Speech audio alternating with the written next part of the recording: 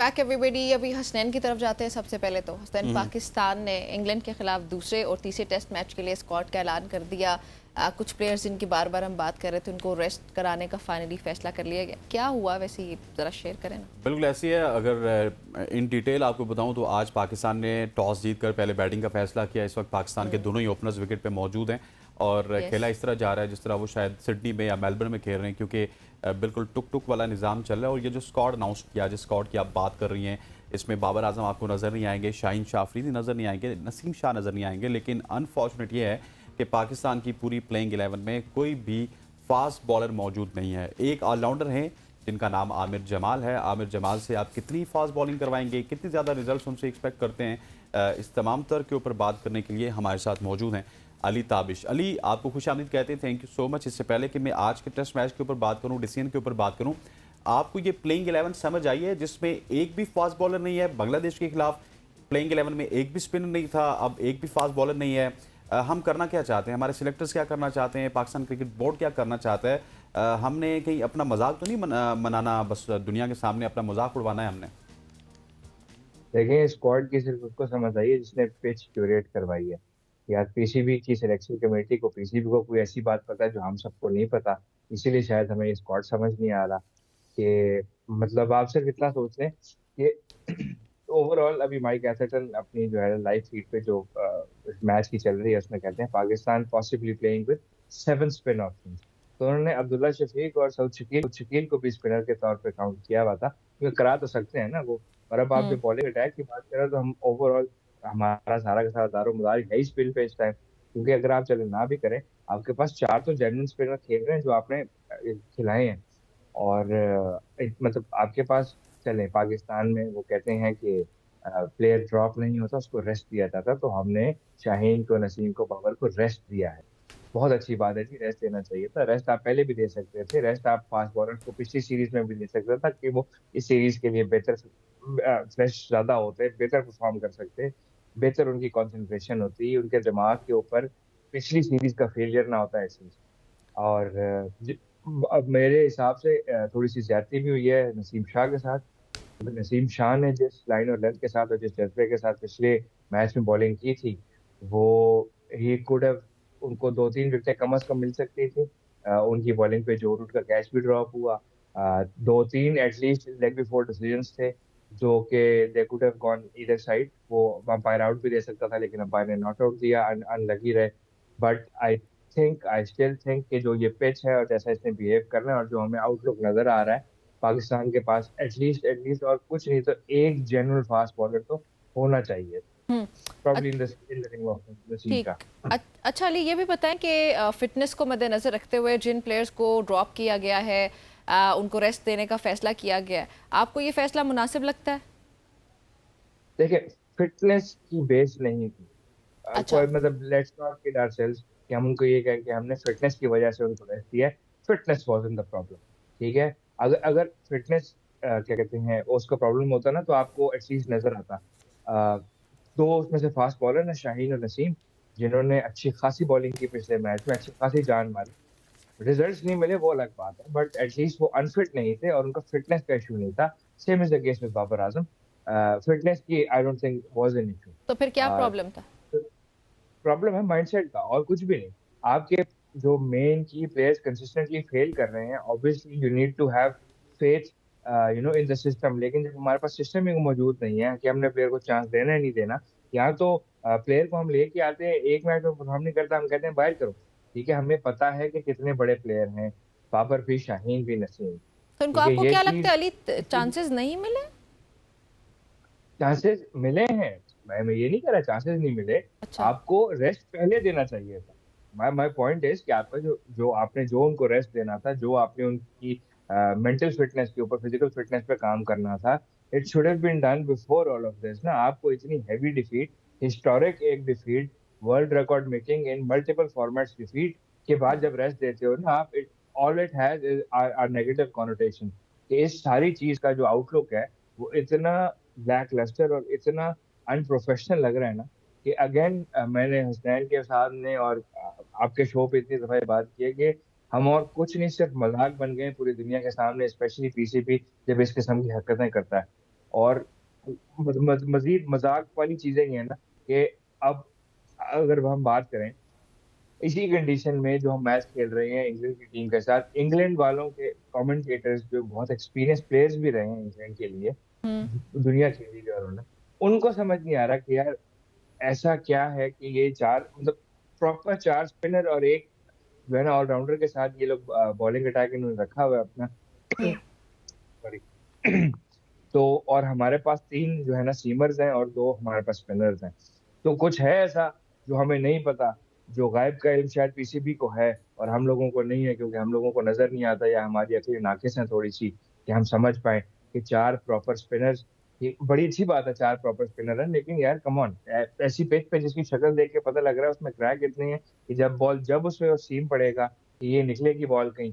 और हमने टॉस जीत के फॉर्चुनेटली बैटिंग तो पहले ले ली है, लेकिन चौथी इनिंग्स तक खेलने की बारी उनकी आई नहीं, तब जाके गेम का रंग निकलेगा। अच्छा अली, जैसे आपने पिछले बाबर आजम की बात की, शाहीन की बात की, जैसा निमरा ने आपसे सवाल किया था, लेकिन क्या ये बोर्ड की रिस्पॉन्सिबिलिटी होती है या प्लेयर की भी रिस्पॉन्सिबिलिटी होती है? 2018 या 19 में आखिरी दफ़ा कायद आज़म ट्रॉफी का मैच खेला था बाबर आजम ने, Shaheen Shah Afridi red ball cricket नहीं खेलते, फिर रेड बॉल में आपका डिक्लाइन तो आना ही है। आपने अगर डोमेस्टिक को इज्जत नहीं देनी, डोमेस्टिक के मैचेस नहीं खेलने, तो फिर तो डिक्लाइन आएगा। बिल्कुल आएगा। आई थिंक दोनों की रिस्पॉन्सिबिलिटी है। मैंने पहले भी शायद ये बात की थी कि शाहीन जब इंजर्ड थे उनको वापस आने की जल्दी क्यों थी? वो इनसिक्योरिटी थी कि मेरी कोई जगह ले लेगा। तो हम कभी भी, हमारा बड़ा प्लेयर कभी भी रेस्ट नहीं करना चाहता, क्योंकि उसको शक ये है कि मेरी जगह जो खेलेगा वो 2-3 मैच खेल गया तो मेरी जगह ले जाएगा। ये इनसिक्योरिटी है, और ये इनसिक्योरिटी कौन आपको देता है? आपका बोर्ड देता है। ये इनसिक्योरिटी आपके सेलेक्टर्स आपको देते हैं, आपका स्टाफ आपको देता है। तो आप एटलीस्ट ऐसी एनवायरनमेंट तो क्रिएट करो कि प्लेयर को, जितना भी बड़ा प्लेयर हो, जितना भी छोटा प्लेयर हो, उसको इस चीज की इनसिक्योरिटी ना हो कि यार मैं इंजर हो गया हूँ, मैं अपनी रिहेबिलिटेशन में प्रॉपरली काम करके वापस आऊँ टीम में, मैं परफॉर्म करके वापस आऊँ टीम में, ना कि ये कि मैं जो एक मैच बाहर बैठ के अगले मैच वापस आ जाऊँ, कि ये ना हो कि मेरी जगह जो भी है वो जगह बना ले। तो ये ऐसी वो चीज है जिसमें जब तक प्लेयर कॉन्फिडेंस में नहीं आएगा, वो कैसे, आप देखें, मैं अगर बीमार होता आज, मैं कहता मैं शो नहीं कर सकता आज को, ठीक है, मैं आप मुझे एटलीस्ट मुझे इतना फेथ है एबीएन में और अपने कोऑर्डिनेटर्स में कि मुझे पता है कि यार नेक्स्ट टाइम जब वो मुझे बुलाएंगे तो मैं चला जाऊंगा, और वो जब आप लोग कॉल करेंगे I will respond as well. But मुझे यस। इतना फेथ है, लेकिन अगर मुझे इतना फेथ ही नहीं होगा कि यार you guys will never call me back, तो मैं तो कहूंगा नहीं नहीं, मैं तो जैसे मर्जी, मैं पीछे नाक मेरी बह रही हो, आंखें मेरी बह रही हो, लाल हुई हो, जो मर्जी आना, तो मैं कहूंगा नहीं, मैं तो आऊंगा, क्योंकि मुझे इनसिक्योरिटी है कि मेरी जगह जो आज शो पे आ गया वो मेरी जगह ले लेगा। तो ये वही इनसिक्योरिटी जो प्लेयर्स के अंदर है। हमने बहुत दफा ऐसे देखा है, हमारे प्लेयर्स इंजर होते हैं, जबरदस्ती अपनी रिहेबिलिटेशन को पुश करते हैं, तेजी करते हैं, जिसमें वो प्रॉपर रिहेबिलिटेट नहीं हो पाते, और फिर जब टीम में आते हैं उनकी परफॉर्मेंसेज लो रहती हैं। और ये चीज आप गौर से देखें, ट्रेजेक्टरी देखें शाहीन के साथ, ये हमने देख लिया है। रिहैब से जल्दी वापस आए, अपने आप को पुश किया, पेस उनकी नजर नहीं आती, रेड बॉल क्रिकेट वो इतनी कम खेल रहे हैं कि कहाँ से उनको वो एक्सपीरियंस मिलेगा। हसनैन ने बिल्कुल ठीक कहा कि जब वो खेलेंगे नहीं, इग्नोर करेंगे डोमेस्टिक को, जहाँ पे वो इम्प्रूव कर सकते हैं अपनी पिच को, जहाँ वो प्रॉपरली रिहेबिलिटेट होकर वापस इंटरनेशनल टीम में आ सकते थे, वो नहीं हो सका। सेम इज द ठीक। Case with Babar Azam. He should have been rested for the previous series, he should have opted out himself, लेकिन वो इनसिक्योरिटी इतनी बड़ी थी, ठीक है, कि जिसकी वजह से वो नहीं कर सके। सही। अच्छा अली, ये भी बताइएगा कि नसीम शाह का क्या कसूर है वैसे, उनको क्यों ड्रॉप किया गया, उसकी क्या वजह लगती है आपको, और वो ठीक वजह? नहीं, मुझे तो नसीब, शुरू में मैंने बात की कि नसीम शाह को ड्रॉप करना तो मुझे बिल्कुल समझ नहीं आया, हम्म। क्योंकि ही वाज द वन जिन्होंने लास्ट गेम में उनकी जो ओवरऑल परफॉर्मेंस की आप बात करें, वो बंदा फील्डिंग में भी जान मारी, उसने बैटिंग में भी जान मारी, उसने बॉलिंग में तो खास तौर पे जान मारी कि 2-3 लेग बिफोर डिसीजन कम से कम थे, जो कि अंपायर आउट देता तो आउट होता। हम्म। वो मतलब उसमें रिव्यू लिया तो अंपायर कॉल ही आ रहा था, and it could have stayed that way, it could have been the other way around. अगर बाबर आजम ने 178 के ऊपर जो रूट का कैच पकड़ लिया होता नसीम शाह की बॉल के ऊपर, तब भी कोई आउटलुक डिफरेंट हो सकता था।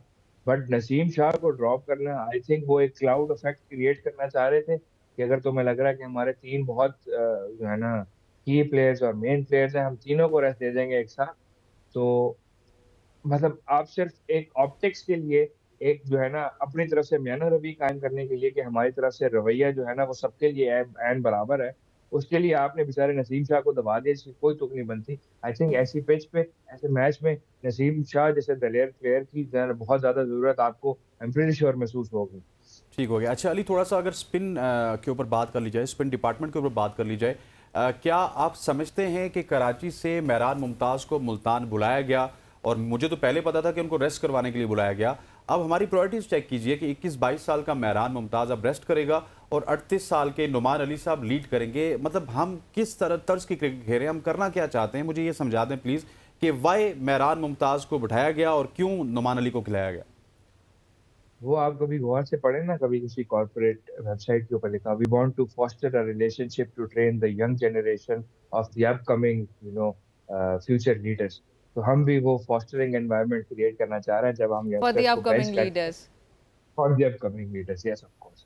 तो देखें, मुझे मिस्टर नोमान के खेलने से प्रॉब्लम नहीं है, he is an experience cricketer, उनके पास he has a vast majority of experience. I think probably हमारे domestic circuit में as a spinner he has probably the most wickets right now. उनका खेलना मुझे बिल्कुल जो है ना वाजिब लगता है इस गेम में, क्योंकि हमें जरूरत है और थी ऐसे स्पिनर की टीम में। और we have seen Mr. Noman perform as well in Test cricket, but Mehran Mumtaz को ड्रॉप करना, I think we want to, मतलब Mehran Mumtaz is young, Mehran Mumtaz has not played a lot of cricket, but at least हमें उनकी capabilities का पता है। और ऐसे एनवायरनमेंट में जब आप इंटरनेशनल सर्किट की मतलब ड्राफ्ट में भी आ जाते हो, आप टीम में भी आ जाते हो, स्क्वाड में आ जाते हो, you actually get to learn a lot. तो हम एटलीस्ट, बेशक हम 38 साल के नुमान अली को खिला रहे हैं, लेकिन हम 21 साल के मेहरान मुमताज को सदा ट्रेन जरूर करवा रहे हैं और उस एनवायरनमेंट में ट्रेन करा रहे हैं जहाँ वो इंग्लैंड के अगेंस्ट एटलीस्ट प्रिपेयर तो कर रहा होगा, स्ट्रेटेजी वाइज उसको कुछ सीखने को तो मिल रहा होगा। May be not this match, may be next match हम अपने स्पिनर एक दो कम करके, हो सकता है जाहिद महमूद आज ये वाला मैच खेले, हो सकता है अगला मैच कराची का ना खेलें, हो सकता है मिस्टर नुमान जरूर खेल रहे हैं, उनके साथ शायद मेहरान मुमताज का ऑप्शन आपको देखने को मिले। इट ऑल डिपेंड्स कि ये मैच कैसा चलता है, बट हमारे पास एटलीस्ट मेहरान मुमताज उस एनवायरनमेंट में मौजूद हैं, that should be a plus point for our future players. अच्छा अली, एक और बड़ी ज़रा पुरतजस्सुस बात है कि मोहम्मद रिजवान और सऊद शकील कैसे बच गए, मतलब वो कैसे ड्रॉप नहीं हुए? देखिए, आई थिंक कीपिंग में तो पाकिस्तान के पास इस टाइम मोहम्मद रिजवान से अच्छा ऑप्शन तो कोई है नहीं। अच्छा। अब ऑब्वियसली वो कीपर के साथ बैट्समैन भी हैं, लेकिन बैटिंग बैटिंग उनकी तो कर डाउन नहीं रहे, निमरा का सवाल भी तो वैलिड था कि बैटिंग तो वो बिल्कुल नहीं हाँ, कर रहे। परफॉर्मेंस पे मैं बात करी ना। परफॉर्मेंस देखें, एक चीज थोड़ी सी स्ट्रेटजी भी होती है और थोड़ा सा आपको, मतलब अगेन वही बात कि आपको चांस देना होता है। आप रिजवान जैसे प्लेयर को who has perform recently in in different format, जो कि रन किए हैं उन्होंने, तो एक मैच में रन नहीं किया, इट्स ओके। हमारे और भी हैं 4-5 बैट्समैन जिन्होंने नहीं रन किए, जो हम्म। नहीं कर रहे, लेकिन हम फिर भी उनको चांस दे रहे हैं। लेकिन रिजवान का overall impact as a player जो टीम में है, बिहाइंड द स्टंप्स जो टीम में क्रिएट होता है, एंड देन ऑब्वियसली वो बैट पे जिस दिन बैट करने जाए और उस दिन चल जाए उनका बैट, तो ऑब्वियसली वो बैट रन भी कर सकते हैं, तो may be that's why. But Saud Shakeel has had a prolific record again. वो एक्सेप्शन की बात कर लें कि पिछला मैच उनके लिए भी एक्सेप्शन था कि वो नहीं चल पाए, कर रहे थे अच्छी बैटिंग, पहली इनिंग्स में अच्छा स्कोर भी किया, लेकिन सऊद शकील को ड्रॉप करना आई थिंक बनता नहीं था उनका। He is carrying records on his back कि अच्छा अच्छा। इतनी जल्दी इतने रन्स करना, और पाकिस्तान की पिच में कंडीशंस को असेस करके ऑब्वियसली उन्होंने, he is the vice captain, तो हमें तो, तो पता है तो कैप्टन आप और वाइस समझ रहे कि कैप्टन उन तो रिकॉर्ड्स की वजह से सऊद शकील को ड्रॉप नहीं किया गया? नहीं, not not only records. Records की बात यह है कि वो जो परफॉर्म करते आ रहे हैं उस वजह से रिकॉर्ड बन हाँ, रहा है वो ना उनकी, रिकॉर्ड्स ठीक। परफॉर्मेंस अच्छा पे अली, लगी। ठीक है, जी। ये फेयर एनफ साउथ वाला पॉइंट भी आपका है। दूसरा, अगर मान लिया जाए कि सरफराज को भी हमने बाहर कर दिया तो रिजवान को इस वजह से नहीं कर सकते। हाँ। लेकिन मुझे ये बताइए कि कप्तान शान मसूद की नसीबुल्ला अगर को बात बेंच की किया। जाए, कप्तान शान मसूद की अगर बात की जाए तो उनकी कप्तानी में अब 6 मैचेस पाकिस्तान की टीम हार चुकी है। उन 6 में से 2 मैचेस हम बांग्लादेश के खिलाफ हारे हैं। सो किस हद तक हम उनको बर्दाश्त कर सकते हैं अब, क्योंकि हमारा जो कैप्टनसी के हवाले से पेशेंस है पाकिस्तानी अवाम का भी, पाकिस्तान क्रिकेट बोर्ड का भी, वो बड़ा कम है। हम इतना अरसा किसी को इतनी शिकस्तों के बावजूद कप्तान नहीं बर्दाश्त कर सकते। देखिए, हमें तो वैसे ही हमारा लाडला जब तक कप्तान ना बने तो वैसे ही बर्दाश्त नहीं होता, और कोई और उसके अलावा बनने किसी को बर्दाश्त नहीं होता। But then again a very unfortunate record to have Shan Masood का, कि 6 matches 6 losses, it is very unfortunate. But we know कि Shan Masood brings some poise, some elegance to the game, and he is a good cricketing brain. और आपको पिछले match में और कुछ नहीं तो उनका इंटेंट देख के एटलीस्ट आपको ये इस चीज की कंफर्मेशन हो जानी चाहिए that he wants to change test cricket for Pakistan. I am sorry. वो अच्छा। चेंज लाना चाह रहे हैं, वो अच्छा खेलना चाह रहे हैं, वो इंटेंट के साथ परफॉर्म करना चाह रहे हैं। यार, जिस तरह की टेस्ट क्रिकेट, मॉडर्न क्रिकेट इस टाइम पूरी दुनिया खेल रही है, वो पाकिस्तान भी खेल सकता है। And I if I am the captain, I should lead from the example, and he is. और you have to give that chance. आपको ये इतना मार्जिन एटलीस्ट शान मसूद को देना पड़ेगा कि जो वो चीज़ करने की कोशिश कर रहे हैं, उसमें ठीक है आपको रिजल्ट्स नहीं मिल रहे, लेकिन एटलीस्ट आपको ये तो नज़र आ रहा है कि यार ये बंदा कुछ करने की कोशिश तो कर रहा है। यस। अनलाइक अदर थिंग्स के मैं पिछले पिछले मैच की बात करूँ, हमारा जो मैच था, हमारे रन रेट शान कह रहा हूँ, बाबर आज़म और सऊद शकील की पार्टनरशिप से पहले, ठीक है, 4 से ऊपर का था, 4.5 का था गालिबन। और जब सऊद शकील और बाबर आज़म की पार्टनरशिप लग गई, डे एंड हुआ, तो हमारा रन रेट 3 पे आ गया था। उन्होंने काफ़ी स्लो क्रिकेट खेली थी, अच्छी खासी स्लो क्रिकेट खेल रहे थे, जब वो पहली इनिंग्स की मैं बात कर रहा हूँ। ठीक। तो उससे पहले तक हमारा इंटेंट चल रहा था, शान मसूद बैट कर रहे थे, नज़र आ रहा था। बट जैसे ही शान मसूद, अब्दुल्ला शफीक आउट हुए, वो ऑब्वियसली ओल्ड एज, थोड़ी-सी हमें पुरानी अप्रोच वाली क्रिकेट देखने को मिली from Saud Shakeel and Babar Azam. That चल। Could have been the call, वो टर्निंग पॉइंट भी हो सकता था, कि वहाँ पे अगर हमने वो इंटेंस जारी रखा होता, तो वो हम्म। कंटिन्यू कर लेते, मैच में ज़्यादा स्कोर कर सकते हैं, हमारा मैच का रुख थोड़ा डिफरेंट होता। But then again Shan Masood has been doing it. तो Shan Masood has been an influencing factor, and I don't think कि हमें अभी कप्तानी के ऊपर कोई सवाल करना चाहिए। ठीक है, 6 हार गए मैच, है गलत बात, बहुत बर्बादी फिरी हुई है पूरे पीसीबी के ऊपर, लेकिन उस बेचारे का क्या कसूर है कि जब प्लेयर ही परफॉर्म नहीं कर रहा। और उसने बात प्रेस कॉन्फ्रेंस में बहुत अच्छी की थी कि आप टेस्ट मैच जीतना तो 20 विकेटें लेनी है, और हम 20 विकेटें नहीं ले पाए।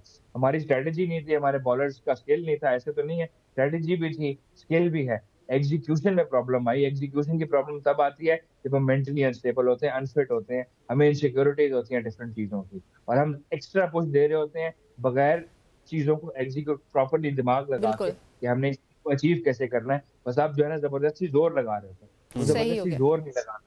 हमने ठीक। प्रॉपर टेक्नीक के साथ चीज़ें अप्लाई करनी है, and that's why Shan Masood आई ठीक हो थिंक गया शुड अली। स्टे। ठीक ठीक हो गया अली, बहुत शुक्रिया आपका मैं ज्वाइन करने के लिए। वक्त खत्म हो गया। नाज़रीन, गुफ्तगू आपने सुने मुतालिक अली ताबिश हमारे साथ मौजूद है। यहाँ पे हम शामिल करने लगे एक ब्रेक, हमारे साथ ही रहिएगा।